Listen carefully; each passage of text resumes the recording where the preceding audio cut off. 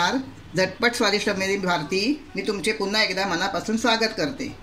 आज मी तुम्हाला दाखवणार आहे मालवणी पद्धतीने गाईचे जे चीक मिळते त्याचे खरवस. गाईचे चीक कसं आपल्याला मुंबईत सहसा पटकन मिळत नाही आणि हे मला अचानकपणे माझे एक शेजारी आहेत, त्यांचा एक गाईचा गोठा आहे, त्याच्यातून मला काल चीक मिळालं. म्हणून मी आज विचार केला की तुम्हाला एक चीक मी खरवस करून दाखवते, या चिकाचं खरवस करून दाखवते. आता त्यासाठी लागणारं साहित्य आहे, हे चीक आहे, अर्धा लिटर आहे. दूध आपण आपल्याला अर्धा लिटरपेक्षा थोडं जास्तच दूध घ्यायचं आहे. म्हणजे जर चीक 2 वाटी असेल तर आपल्याला 3 वाटी तरी दूध घ्यायचं आहे. हा गूळ आहे, आम्ही गूळ किसून घेतला आहे, मी तुम्हाला दाखवणार आहे कसा किसून घ्यायचा आहे तो. खोबरं ओलं, जिरा पावडर, हळद आणि हा मी गूळ मुद्दाम तुम्हाला दाखवण्यासाठी घेऊन ठेवला आहे. आता गाईचं चीक जे असतं ते तुम्ही म्हणाल की चीक म्हणजे काय, गाईचं दूध म्हणजे काय. तर हे गाईचं दूध म्हणजे जसं गाय आपली व्याते म्हणजे आपल्या सुशिक्षित भाषेत डिलेवरी होते, गाईची बाळ होतं, गाईला वासरू होतं, त्यावेळेला जे पहिल्या दिवसाचं दूध असतं त्याला चीक म्हणतात. आता ते पहिल्याच दिवसाचं जे चीक असतं ते अगदी घट्ट असतं.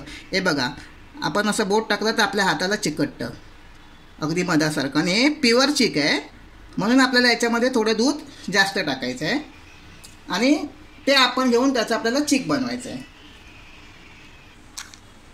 चला तर आपण आता खरवस कसं बनवायचं ते बघूया. आता सगळ्यात अगोदर आपल्याला काय करायचं आहे, थोडासा मी तुम्हाला गूळ दाखवणार आहे कसा किसून घ्यायचा आहे तो. हा बघा, किसून घेतल्याने काय होईल, आपला गूळ जो आपण चिकाच्या दुधात जो आपण विरघळवणार आहोत तो पटकन आपला विरघळून होईल, म्हणजे आपले खडे राहणार नाहीत. म्हणून आपल्याला हा गूळ असा किसून घ्यायचा आहे. तुम्हाला तुमच्या आवडीनुसार गोड कमी जास्त गोड लागत असेल त्या हिशोबाने आपण थोडंसं चव घेऊन हा गूळ आपल्याला हवा तेवढा घ्यायचा आहे. हे बघा, अशा प्रकारे आपल्याला हा गूळ किसून घ्यायचा आहे. मी हे तुम्हाला फक्त दाखवण्यासाठी केलं आहे. मी 1/2 किलो गूळ घेतला आहे, म्हणजे अंदाजे मला 1/2 किलो गूळ लागणार आहे. आता मी तुम्हाला खरवस कसा बनवायचा ते दाखवते. एका टोपामध्ये आपल्याला हे असं चिकाचं दूध घ्यायचं आहे. हे चीक बनवताना ना मला माझ्या आजीची आठवण आली. जवळजवळ 45-50 वर्षापूर्वीची गोष्ट आहे. माझी आजी आमच्यासाठी लहानपणी अशी चीक बनवून द्यायची, अगदी मालवणी पद्धतीने आणि घरगुती. हे दूध घेतलं आहे मी, अर्धा लिटरपेक्षा थोडंसं जास्त आहे. अर्धा लिटर चिकला अर्धा लिटर दूध, म्हणजे जसं 2 वाट्या जसं चीक असेल तर 3 वाटी दूध. आणि आम्हाला त्यावेळेला आमची आजी असं चीक बनवून द्यायची, कारण पूर्वीच्या काळी चीक दरवाजावरच चीकवाले यायचे आणि ते आपल्याला सहजपणे उपलब्ध व्हायचं. आणि आता आपल्याला चीक शोधावं लागतं तेव्हा ते चीक मिळतं, ते पण कुठे प्युअर नसतं, अगदी शुद्ध नसतं, मिक्स केलेलं असतं. आणि आज मला अगदी शुद्ध चीक भेटलं म्हणून मला ती एक माझ्या आजीच्या आठवणीची रेसिपी करून तुम्हाला दाखवावीशी वाटली. आता मी हे दूध आणि चिकाचं दूध घेतलं आहे, त्याच्यामध्ये आम्ही 1/2 किलो गूळ घेतला आहे. आपल्याला हातानेच मिक्स करायचं, म्हणजे कसं फटकन मिक्स होईल.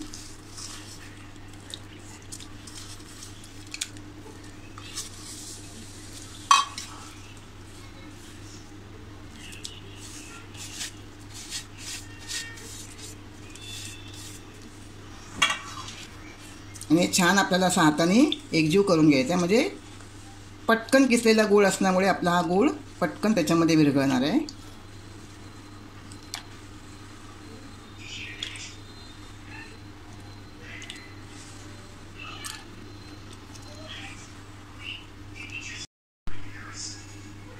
हे बघा, आता आपल्या याच्यामध्ये गूळ छान असा विरघळला आहे.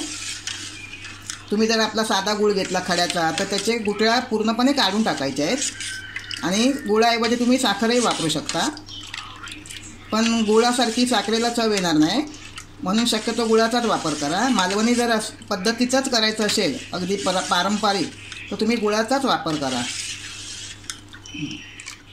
आता आपल्याला काय करायचं आहे, हे ओलं खोबरं आहे ते एका मिक्सरमध्ये आपल्याला वाटून घ्यायचं आहे. आणि 1 चमचा मी जिरं घेतलं आहे. थोडंसं पाणी टाकून आपल्याला हे बारीक असं वाटून घ्यायचं आहे. मी वाटून घेते. हे बघा, आता आपलं हे छान असं बारीक वाटून झालं आहे. तुम्ही हे खोबरं वाटताना त्याच्यामध्ये हळद टाकून वाटलात तरी चालेल, आणि तुमच्याकडे जर वेलची पावडर नसेल तर याच्यामध्येच वेलची आपण टाकून वाटून घ्यायची आहे. हे बघा कसं, म्हणजे एकदम पातळही करायचं नाही, जास्त पाणी टाकून वाटायचं नाही. बघा छान झाले ना चटणी, एकदम मस्त असं वाटतं बघायला खोबरं.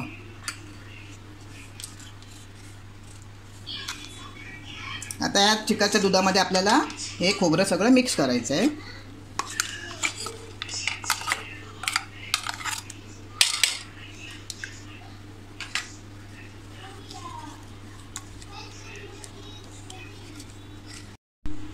आता यातच मी थोडंसं असं आपलं खोबरं आहे म्हणून पाणी टाकून घेतलं आहे.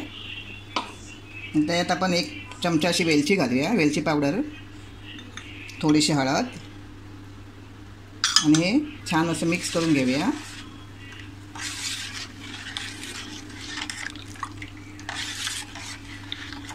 आणि आपल्याला हे कुकरमध्ये करायचं आहे. कुकरमध्ये ठेवून मी तुम्हाला दाखवणार आहे कुकरमध्ये कसं आपण लावायचं आहे. त्याला ठेवून आपल्याला 5 ते 6 शिट्या द्यायच्या आहेत. आणि जर तुम्हाला टोपात करायचं असेल, एखाद्या भांड्यात करायचं असेल तर तुम्हाला ते अर्धा तास असं वाफवत ठेवायचं आहे.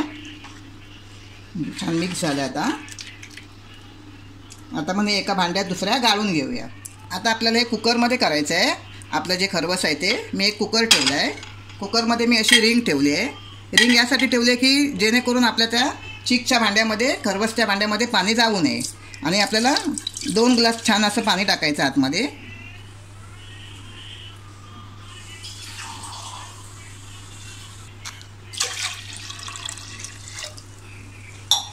आणि त्याच्यावरती आपल्याला हे जे खरवसचं भांडं आहे ते ठेवायचं आहे.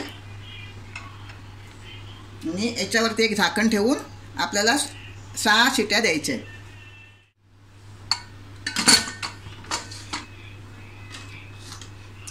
गॅस चालू करते. आणि आपल्याला आता बरोबर 6 शिट्या द्यायच्या आहेत. आपण 6 शिट्या होईपर्यंत वाट बघूया.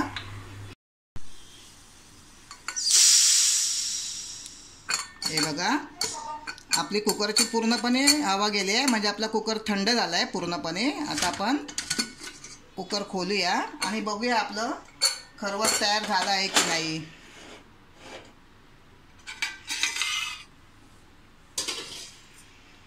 बघा, अशी आपल्याला सुरी टाकायची आणि क्लीन सुरी बाहेर आली तर आपण समजायचं की आपलं खरवस तयार आहे. जर तुम्ही माझ्या चॅनलला नव्याने असाल आणि अजूनपर्यंत माझ्या चॅनलला सबस्क्राईब केलं नसेल तर माझ्या चॅनलला सबस्क्राईब करायला विसरू नका. आणि आपल्या मित्रमैत्रिणींना शेअर करायला सुद्धा विसरू नका. आता मी तुम्हाला हे एका डिशमध्ये म्हणजे केळीच्या पानात काढून दाखवते. आता लोक काय करतात की त्याच्या वड्या पाडतात खरवसाच्या, पण याच्यामध्ये मी आपलं पारंपरिक मालवणी पद्धतीचं असल्यामुळे खोबरं टाकलं. आणि खोबरं टाकल्यामुळे त्याच्या वड्या आपल्याला पाडता येतील. पण गावी कसे करायचे, असं एक एक तुकडे छोटी मोठी अशी देत नव्हते. असं चमचा भरून असं छान असं आपल्याला डिशमध्ये काढून ते लोक